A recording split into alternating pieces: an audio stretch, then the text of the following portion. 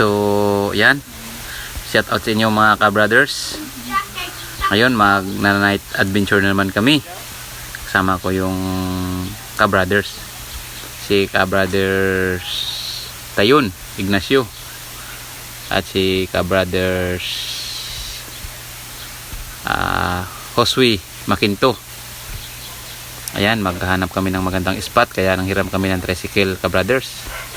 Dadayo kami para makahuli kami ng magandang isda. Yung spot na pupunta namin ngayon, medyo magandang spot yun kasi marami doong malalaking bato, yung bugtong tawagin dito. Kaya hahantingin namin yung malaking isda kagaya ng lapu-lapu. Sana swertihin, ka-brothers, para may pambinta rin, may pambiling bigas. Ayun si brother Josue Makinto. Ayan, yung lumalakad.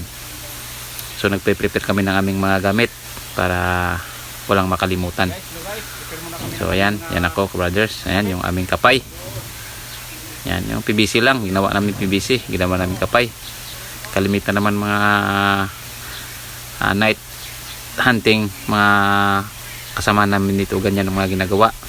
Kapay para magaan-gaan. Maganda sana yung pins kaso medyo may kamahalan. Kaya yan, makakahanap ka lang din sa tabi-tabi. Pwede ka nang makagawa ng ganyan. So, pakisuportahan naman mga brothers yung aming channel, G Brothers. Paki-like and subscribe naman para dumami naman yung ating mga taga-supporter. Lalo na sa mga kababaeng OFW. Hello dyan sa inyo. Ingat lang kayo kasi napakahirap maging OFW. Kasi dati rin akong OFW, naranasan ko rin kung paano ma-homesick, ma-depress, ma-stress sa mga katrabaho, ma-stress sa amo. Kaya kailangan kapag OFW tayo, mahaba yung ating pasensya, number 1. At saka laging manalangin. Panalangin ang ating sandalan. Ayan guys, yan sabi ng anak ko dyan, binuko ako ng anak ko dyan, sabi ko coke. Sabi niya hindi, miracle fruit yan papa. Gumabawon kami ng miracle fruit para maganda rin yung pang sisid ba, hindi masakit sa sikmura kasi yung dagat acid, maalat. So ayan guys, ayan na, first dive ko, nakakita agad kami ng lapu-lapu, kaya pinagtulungan namin dalawa ng ka-brother Tayun. Laki-laki ito ba guys, siguro mga 2 kilohin ito nung nakuha namin. 2.2 ata yan kilo. Ayan, kaya 300 plus yung kilo niyan dito, kaya sulit na agad, may pambigas na. Ayan, oh malaki guys, oh holy kabalbon. Lapu-lapu guys, tinira na namin dalawa para sigurado na hindi na makawala kasi mahirap mago sa bato, maghanap, sumisiksik sa ilalim, hindi basta-basta makita.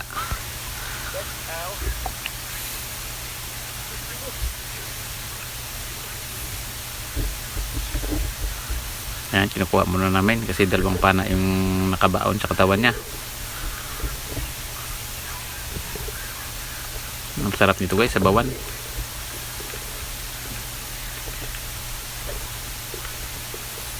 So ayan, pangalawang dive natin. Lapu-lapu naman guys.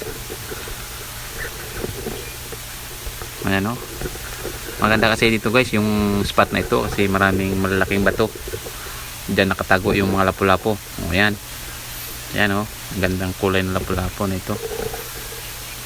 Nasa na ito guys, nasa 8 grams, 9 grams. Wala pang 1 kilo. Pero okay na rin. Tira na rin ito. Oh, ayan. Ang ganda tingnan. Nakabuti talaga ng Diyos guys. Tingnan mo kung gaano niya ginawa ng kulay yung mga isda. Napakaganda tingnan. Napakasarap pa ng lasa. Ayan guys. Oh.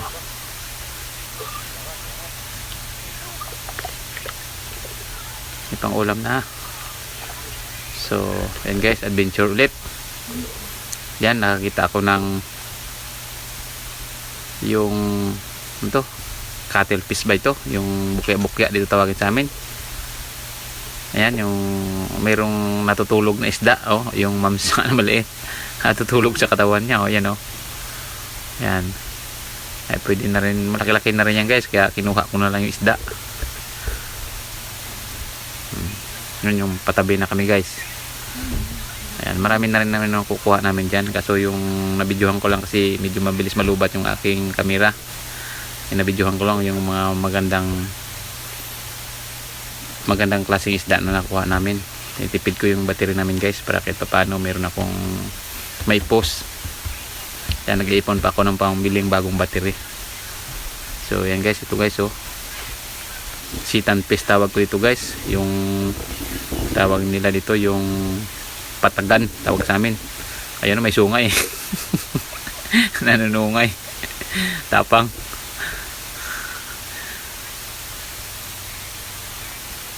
Ang ganda niya, oh, sa buntot at saka yung sa ulo niyang sungay parang baka. At saka meron na rin kaming nadaanan na manlot diyan guys, patabi na kami. Oh, ayan, oh, ayan, maliit-liit na rin ito guys.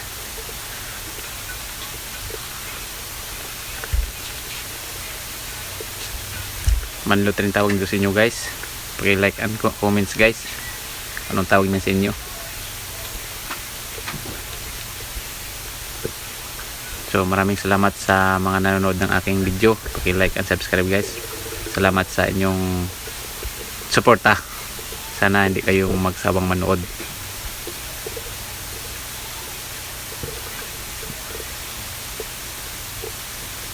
Okay, so parang bunganga, oh.